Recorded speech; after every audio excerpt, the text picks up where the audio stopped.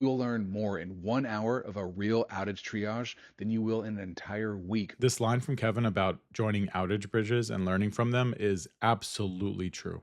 When I was in desktop support and I moved into engineering, heck, even when I was in desktop support and I was kind of shadowing one of the engineering teams that I wanted to join, joining these calls and listening in on them, I wasn't required to be there. I just wanted to learn and listen in, allowed me to learn so much.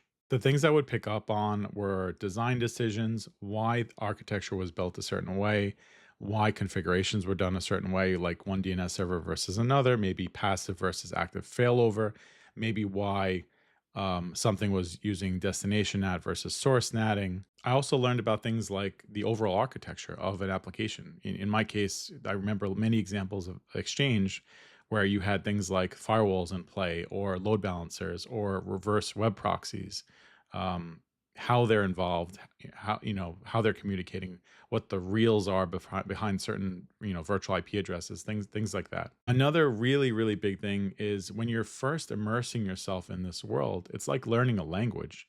You're learning acronyms, you're learning a ton of lingo, and that's huge because you'll hear it spoken very quickly on these calls because people are trying to actively get to a solution.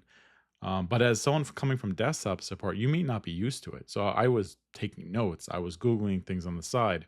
I was doing tons of my own research to try to piece this stuff together myself, right, in my head. I was definitely not going to waste the opportunity to learn from these situations.